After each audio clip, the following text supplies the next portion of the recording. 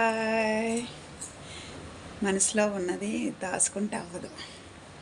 మనం ఏదైనా కానీ నేర్చుకొని చేసుకుంటే అవుతుంది.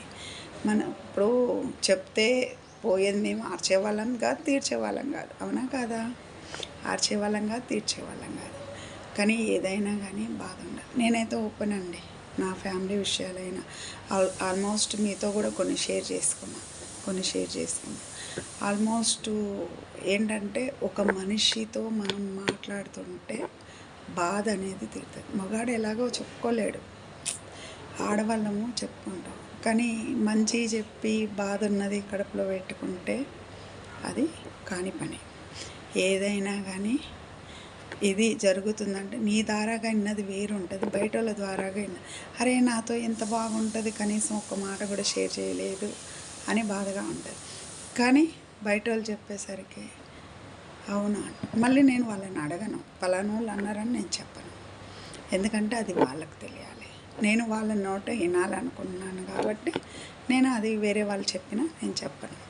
ఎందుకంటే ఎప్పుడు చెప్తారో చూద్దాం. ఇప్పుడు నేను అందరికీ షేర్ చేస్తాను. ఏ మాట అయినా నా ఇంట్లో ప్రతి విషయం నేను షేర్ చేస్తాను. ప్రతి విషయం షేర్ చేస్తాను. నా ఫ్రెండ్స్కైనా, నా ఫ్యామిలీకైనా, నా కూతురు నా కొడుకైనా, ఆఖరికి మా ఆయనతో నేను గొడవ పెట్టుకున్నా మా ఆయనకైనా చెప్పకుండా నేను అసలు ఉండను. ఇలా జరుగుతుంది, ఇలాగ అంటే ఇలా జరుగుతుంది అనేసి. ఎందుకంటే అది అనేది రేపు ఓహో ఇలా చెప్పింది కదా, మనం ఆలోచిద్దాము అని ఆలోచన వాళ్ళకు ఒక్కసారి కాకపోయినా ఒకసారి. నవ్వుకుండే వాళ్ళని మనం ఏం చేయలేము. నవ్వుకుంటున్నారనేసి మనం వాళ్ళని అప్పుడు ఏం చేయాలో తెలుసా? నవ్వుకుంటున్నారు ఇలా అంటున్నారని మనకు ఎప్పుడైతే తెలుస్తుందో వాళ్ళని పక్కన పెట్టాలి. అర్థమవుతుంది. నేను కూడా ఎవరికి షేర్ చేయాలో వాళ్ళకే చేస్తాను. అందరికీ నేను చేయను. కాకపోతే ఇలా అని ఇంటిస్తాను. ఎందుకంటే నా బాధ లేని మనిషి అంటూ లేదు.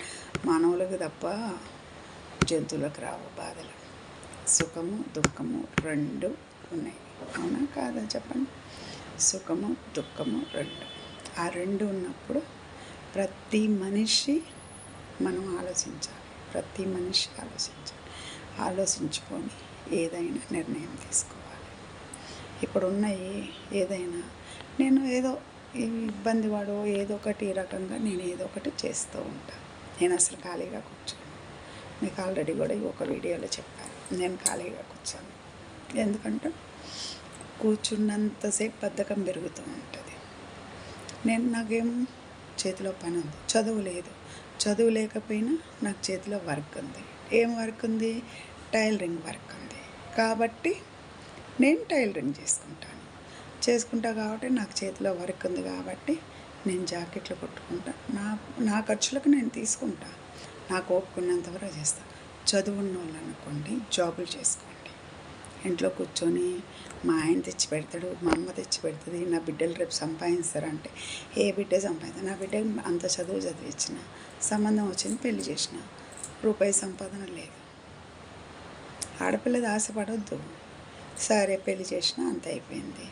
సరే ఉద్యోగం చేస్తుందంటే ఇప్పుడు ఇంకో ప్రాబ్లం వచ్చేసరికి ఆ అమ్మాయి సంపాదించగానే ఈలోపు పిల్లలు అవుతారు. వాళ్ళ పిల్లలకి చూసుకుంటుందా, మన పేరెంట్స్ని చూసుకుంటుందా? చూస్తే 5-10 రూపాయలు ఇస్తుంది. జీతాలు తెచ్చి ఇవ్వలేదు కదా. అదే మన ఇంట్లో ఉంటే మన ఇంట్లో జీతాలు తెచ్చిచ్చినా వాళ్ళు కుంపటే కదా, వాళ్ళ మీద భర్తనే కదా మనం అందరం.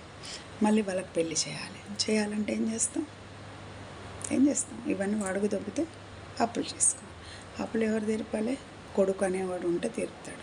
లేదంటే మనకు వయసు సహకరించదు. అప్పుడు మనం ఏం చేయాలి? ఇల్లు వాకిలు ఉంటే అమ్ముకుంటాం, అది కూడా ఉండదు. అప్పుడు ఏం చేయాలి? ఆలోచించండి. దీనికి ఏమని చెప్తారో చెప్పండి, ఏమని కామెంట్ పెడతారో పెట్టండి. ఎప్పుడైనా సరే హైదరాబాదులో ఫ్యామిలీ మొత్తం కష్టపడితేనే 10 రూపాయలు మిగులుతాయి, లేకపోతే 10 పైసలు మిగలవు. అప్పులు పాలైపోతారు. గుర్తుపెట్టుకోండి. నేను చెప్పింది రైటా రాంగా మీరు ఆలోచించండి. ఓకేనా? బాయ్. ఈరోజు సీరియస్గా మాట్లాడుతున్నాను అనుకున్నాను. ఎందుకంటే కొన్ని సిచ్యువేషన్లో నాకు తెలుస్తూ ఉంటే కొంచెం బాధ అనిపిస్తుంది.